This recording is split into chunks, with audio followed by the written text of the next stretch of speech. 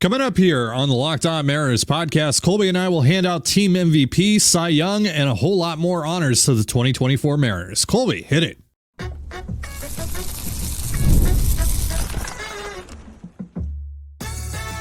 You are Locked On Mariners, your daily Seattle Mariners podcast. Part of the Locked On Podcast Network, your team every day.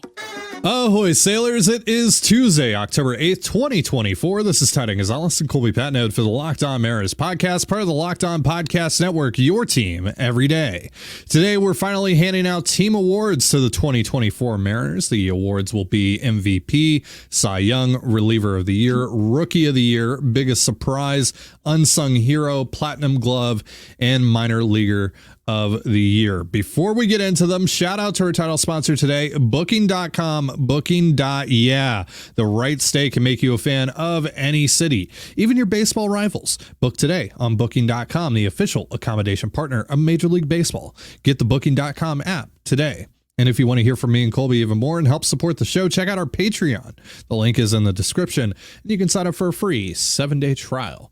So let's get these two layups of awards out of the way. So reliever of the year, Andres Munoz, right? No debate there. You want to make a case for Colin Snyder? I could. Maybe Munoz was an all-star.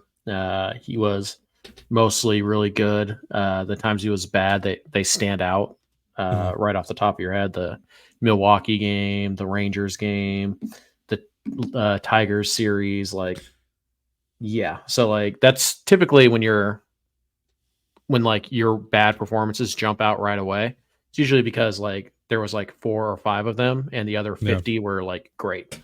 Right. So yeah, it's probably Munoz, but I think Snyder has a legit kind of like 1B type of argument to be made there. But yeah, I think Munoz just gets the nod for his overall work, and Snyder didn't quite do it for an entire year. He was kind of in the minors for half the year, give or take. Yeah. So yeah, well, I think it also has to be considered all the outside factors and what Munoz had to shoulder this year because of the injuries to Santos and Brash. Getting asked to, give them a 4-out save in the second game of the year and being asked to do that on multiple occasions for the rest of the year. A lot of responsibility was placed upon Munoz. So it's honestly pretty remarkable that he only had the few blow-up outings that you mentioned. Yeah, hopefully the Mariners can address the high leverage concerns. And, they might have already done that with Taylor and hopefully a healthy Santos next year, because Munoz also had back issues and he had that little scare with his elbow. So,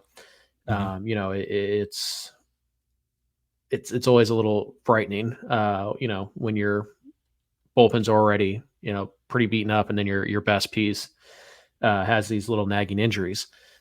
So, yeah, hopefully they can lighten the load on him next year, and that should actually make him even more effective. And just having Santos and hopefully Taylor is still, pretty solid next year as well. And then maybe you get Matt Brash back at some point to take some more of that load off. But yeah, I think Munoz is the guy. I think Snyder is probably a firm number 2 in that ballot. Right. So then biggest surprise, and this is biggest positive surprise. I mean, there's a lot of surprising disappointments that we could talk about this year, but we're keeping things positive. I nailed everybody's slash line. Yeah, let's bring up the flag players. Not for me, though. Only for him. Don't bring up mine. Please don't. I mean, my Bryce Miller and Brian Wu flag. Bryce Miller was mine, by the way. Was I Wu? Like, I think we split those, but whatever. Yeah, I forget. But yeah. This is they're Victor not Robles. Worth remembering. Yeah. But this is Victor Robles. They sign him after he gets released by the Nationals. He makes his debut on June 5th, and from that point forward, slashes 328, 393, 467 rather. It's a 154 WRC plus. 30 stolen bases over that time, just strikes out 16.8% of the time, 6.1% walk rate. He was fantastic. They said he got DFA'd, and I think we were like, maybe. And then obviously somebody broke the news. I can't quite remember who, and got a ton of credit for it. But I think that was you. Pretty sure. On ESPN, it says, according to the Locked On Mariners podcast, Oh, so it was us. Yeah, Yes, it we are, doesn't we say are Ty we. Gonzalez. So No, yeah, it's a we thing here, Ty. yeah. It's a This we. is a marriage, as we all know. Yes, Mhm. 50-50, even though I Right. do most of the heavy lifting. Um, yeah, it's Robles. Yeah. Interestingly enough, I think that you could probably throw Colin Snyder on this ballot and get Mhm. some votes for him as well. He certainly was a real pleasant surprise.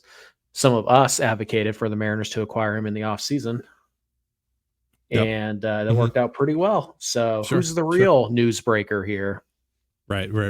But Um, yeah, Snyder's on that Colby list. Patnode, always 5 steps ahead. Yeah, Never wrong, just never. early. Sure. But I'm an early adapter. I don't know what to tell you. Right. But yeah, it's Robles, and then maybe Snyder is on that list. Yeah, I mean, I think it's pretty hard to pick anybody but one of those two guys. I think everybody else either performed as you might expect or worse.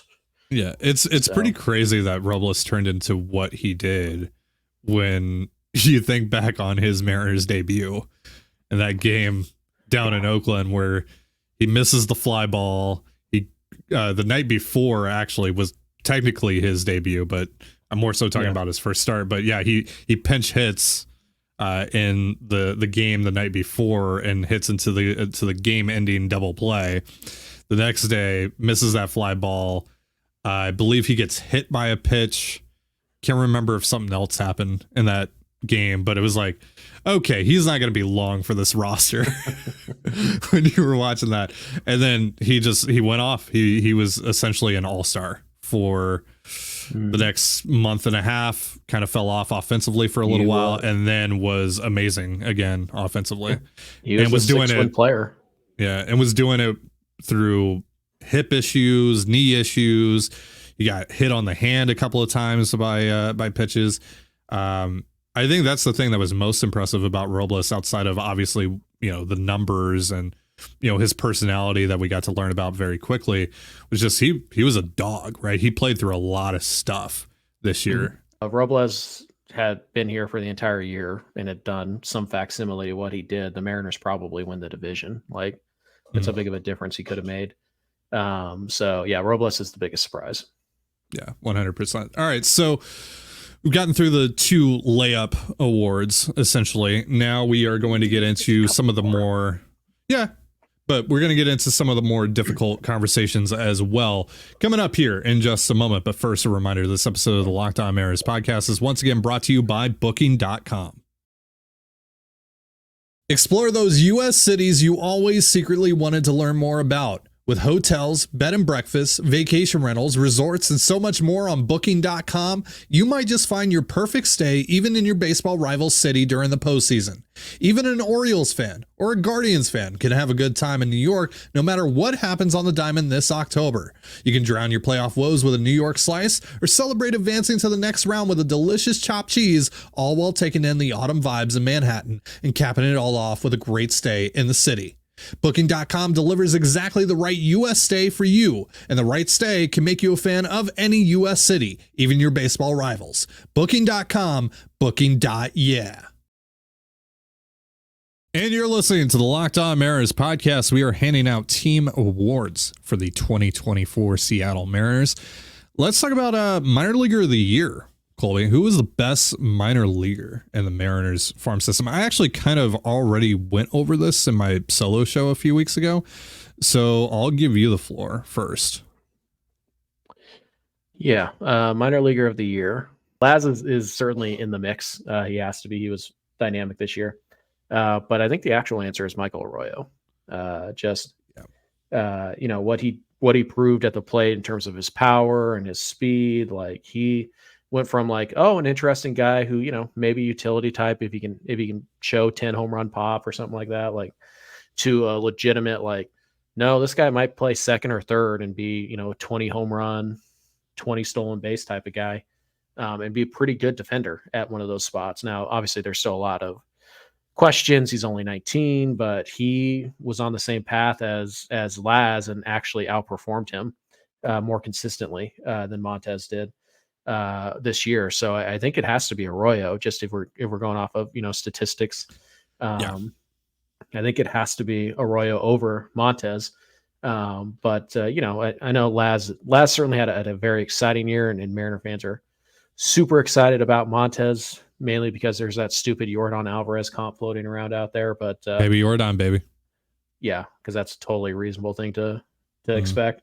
But yeah, Michael Arroyo to me is the he's the minor leaguer of the year. Laz is definitely top 4 or 5, probably number 2. And then I think had Colt Emerson been healthy, he would have been in that mix, but he wasn't. So what are you going to do? I think Michael Arroyo is the winner here. Yeah.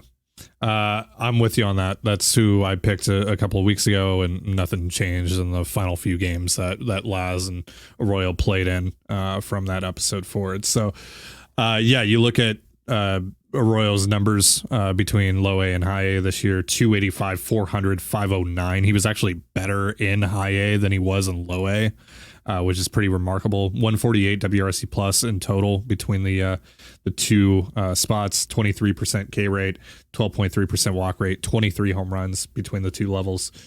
That answered a lot of questions, right? And it gave more clarity as to where he could potentially play positionally. So, the future is really bright for Arroyo, and we'll see where this takes him. I assume that he's going to start the year back in high A, but he might not be long for it in 2025 if he keeps doing what he did this year. So, just good chance the Arkansas Travelers will be defending their title with Laz Montez and Michael Arroyo both on their roster, and probably Colt Emerson. Yeah. So, second half Arkansas next year might be a problem. Yeah, absolutely. So let's get into some defense here for the Major League Ball Club. Who was the best defender of the Platinum Glove on the 2024 Mariners? I think there's a couple of options here. Sure, but it's Cal Raleigh. Yeah, it has to be Cal. Julio was fantastic in center. Rojas really good at third. Yep. But it's Cal. Yeah, it's Cal for and spoiler alert, we're probably going to talk about this a little bit later on as well. For all that Cal does, obviously posts a ton and had to play a lot behind the plate and take a beating on a consistent basis, but also having to work with that pitching staff, right? A very diverse group of arms, and that goes beyond the starting rotation. It's not that Julio wasn't great. He was. And obviously Rojas graded out very well.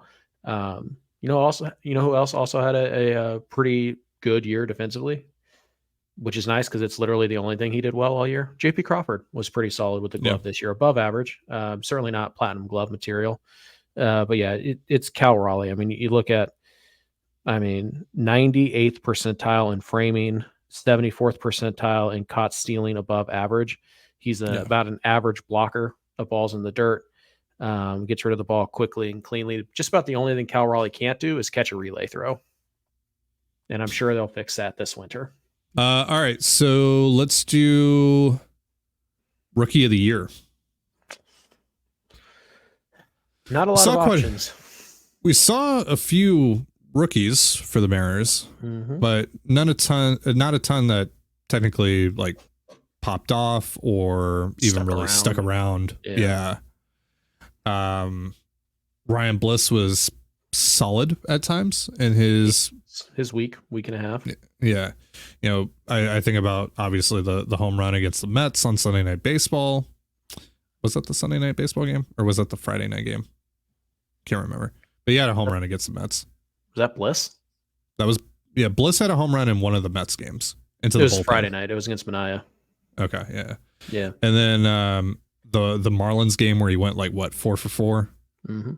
I remember the Angels game where he got his first hit and wreaked havoc on the bases. Yeah. I was at that game, so of course I remember that one. But Troy Taylor's the guy that stuck though. We're 20 innings here, 15 innings. So yeah. So does he get it because he actually finished the season with the team? Sure. Emerson Hancock probably has to be. I don't know if Hancock technically had rookie eligibility left. I'm not sure. I know it was gray area. But if Hancock did, let's take a look. I don't know what your line is for rookies, but I mean, Leo Rivas also finished the year with the team. Jonathan Clase, who's no longer with the team, but he had his week.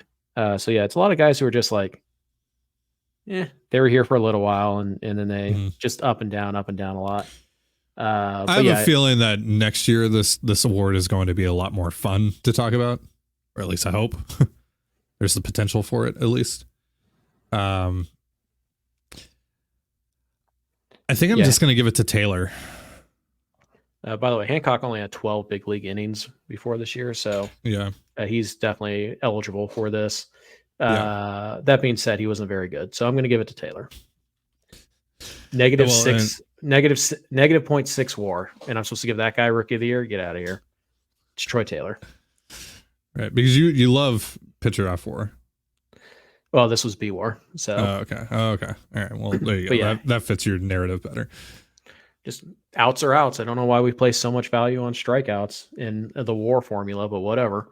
Sure. F WAR. But no, Hancock did a nice job in the first month. Certainly was the rookie who, appeared in like the most games. Like he had the biggest impact on the season. But that doesn't necessarily mean it was a positive impact.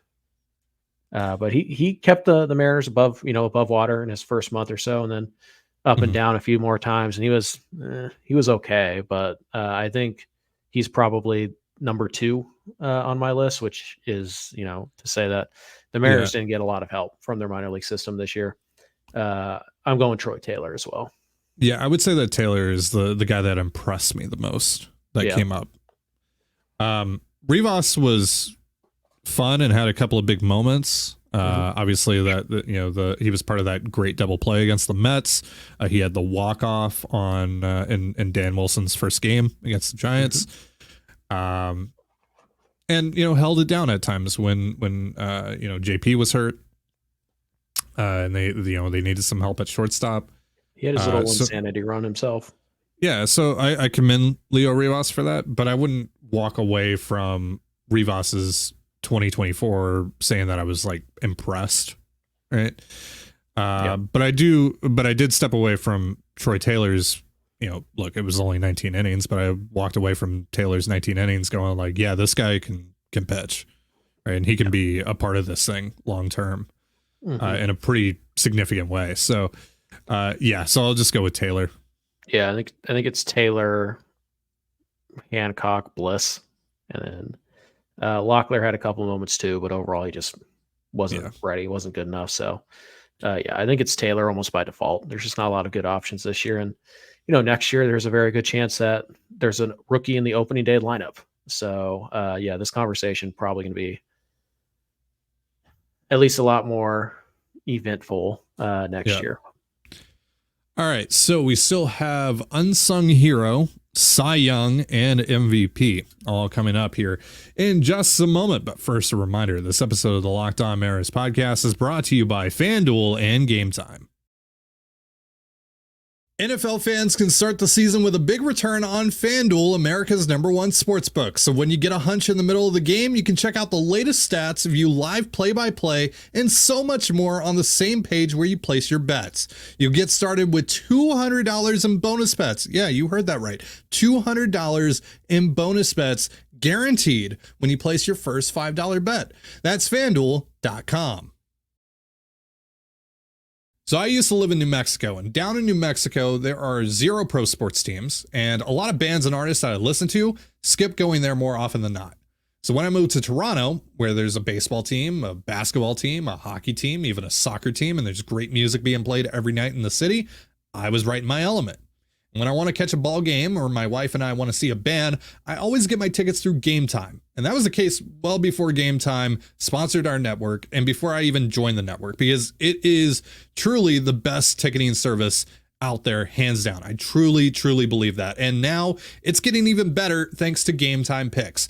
Gametime Picks filters out the fluff to show you only incredible deals on great seats, so you don't have to waste time searching through thousands of tickets. I can just go on the app, it'll show me the best deal right away, it'll show me the exact view I'll have, and most importantly, it'll tell me exactly what I'm going to pay with Gametime's all-in pricing, so there are no annoying little fees that pop up at the last second.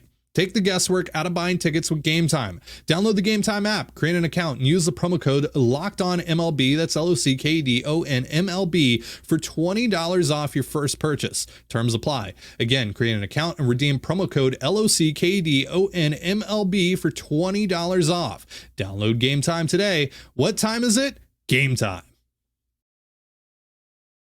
And you're listening to the Locked On Mariners podcast. We are wrapping up our team awards for the 2024 Mariners, and we have MVP, Cy Young, and Unsung Hero left on the board.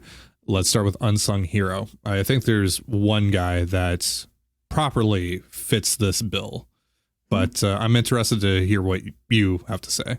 So I don't know if this qualifies. I have two because I don't know if the first one qualifies, but like, I guess technically anybody could qualify. Sure. But like the person I want to give the award to is Luke Raley. That's who I was referring to.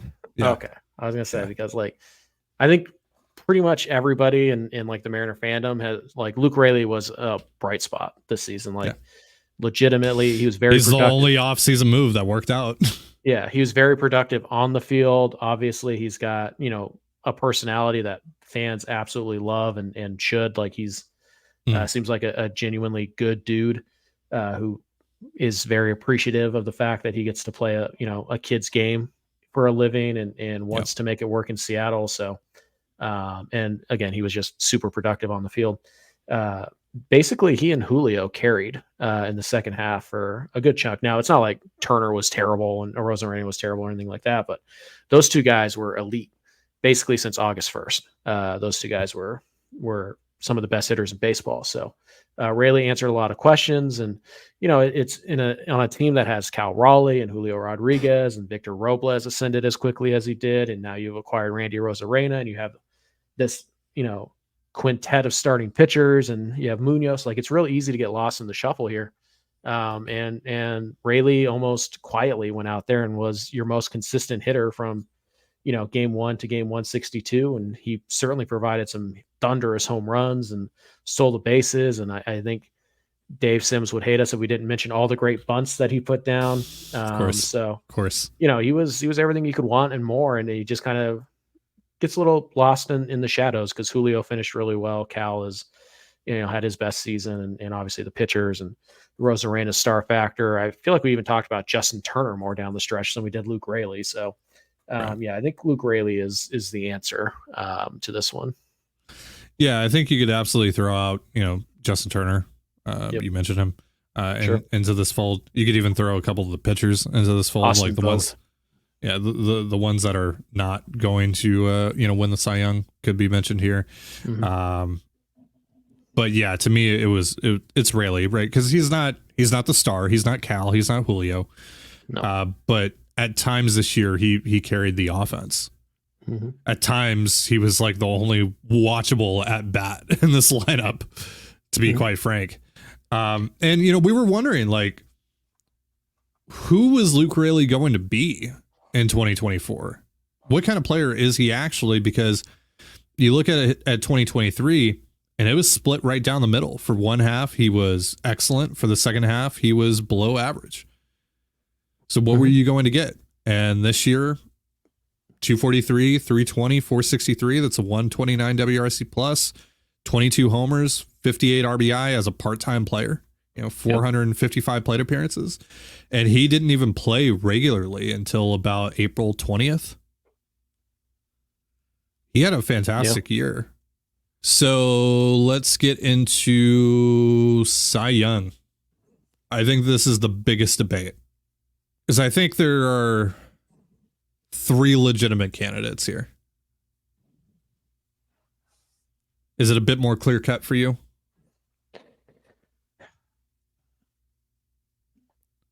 I think there's 2. Okay. To me, Kirby's out.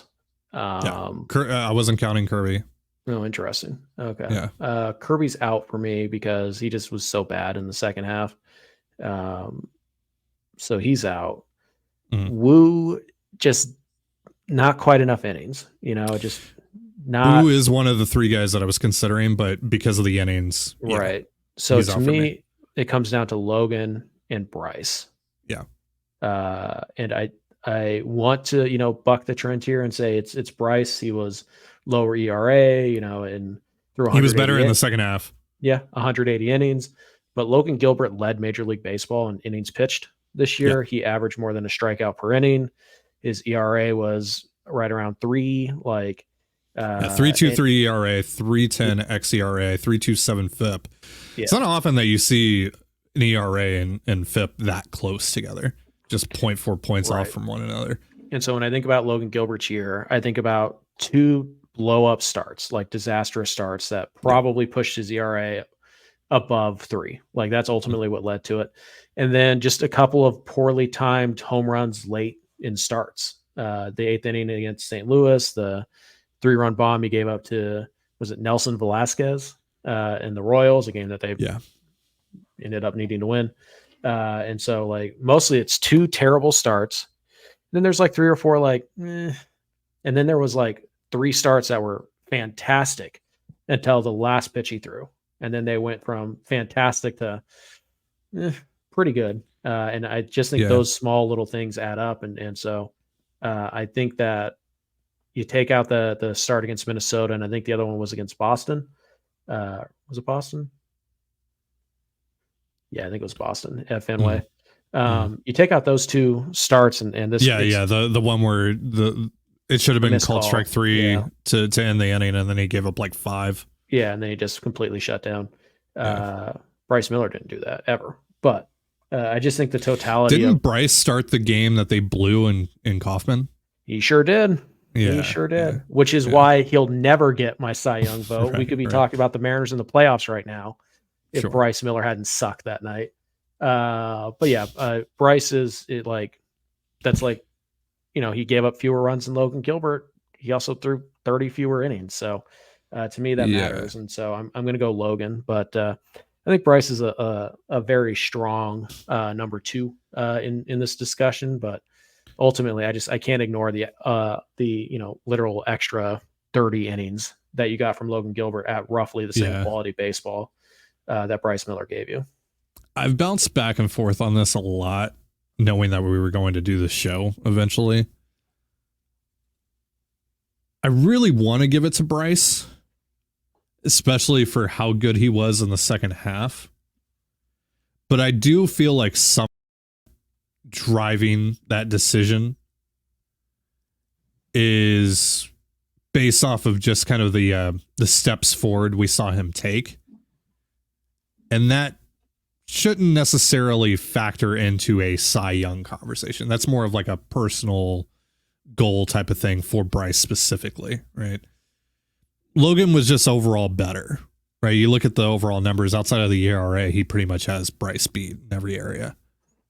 And again, the ERA is close enough that if you subtract the 8 runs he gave up in 3 innings against the Red Sox, it's probably it's negligible. So just Logan was asked to do more, and he did more this year.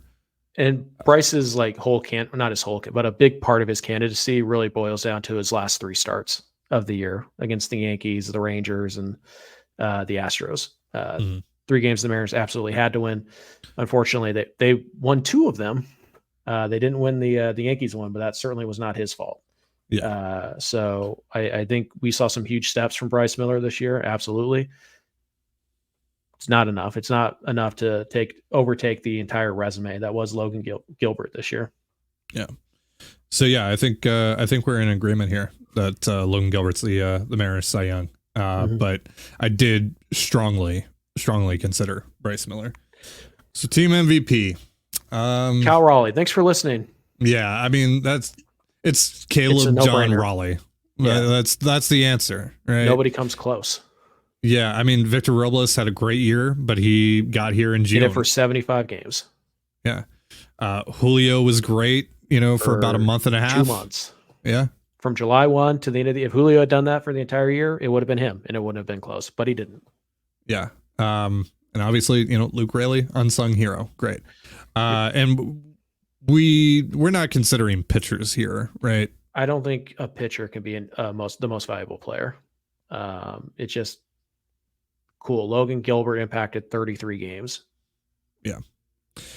So yeah, it's Cal, right? Yep. So we already talked about the defense and how stellar that was this year and all the things that he had to, work through. I mean, the guy played through a broken tooth. He got beat to hell almost every single night behind the plate. Played in 150 plus games. Some of those as DH, but still he caught a lot this year. Let's see here. How many games did he actually wind up catching? I think it was about 125, if I'm not mistaken. 135. Holy cow. Okay.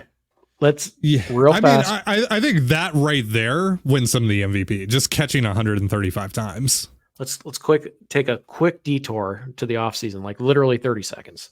Yeah. For the love of God, you cannot ask Cal Raleigh to catch 130 games again next year. No. 100 at the most. And if you have to DH him, you DH him. That's fine. But you cannot ask him to catch 135 games ever again. Yeah. Back to the normal show. Yeah. So he's probably going to be the Gold Glove winner at catcher in the American League. At the very least, he should be. Should be the Silver Slugger. Yep. He established himself this year as the best catcher in the game, or at least top 2 catchers in the game. It's either him or William Contreras. Yeah. Yep. 220, 312, 436. It's a slash line. 117 WRC plus. He was worth 5.4 F4 this year. The 34 home runs, which helps him get that record of the most home runs by a catcher in their first 4 seasons, Major League Baseball. And he did it in a big way in the final series 3 of home the runs year. In 3 nights. He gets to 100 RBI, which is incredible for a catcher.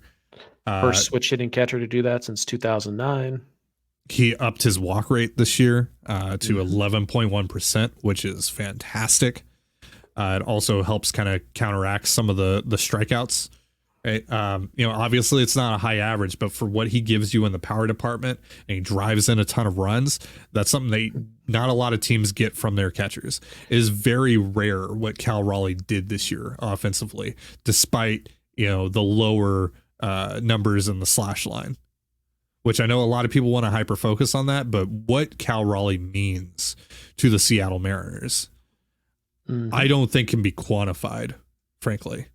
I mean, it can in some of the offensive numbers, but there's a lot of stuff that doesn't show up in the box score that makes Cal Raleigh incredibly valuable to this team. And that I don't think can be overstated. Yeah. I mean, simply put, Cal is the man.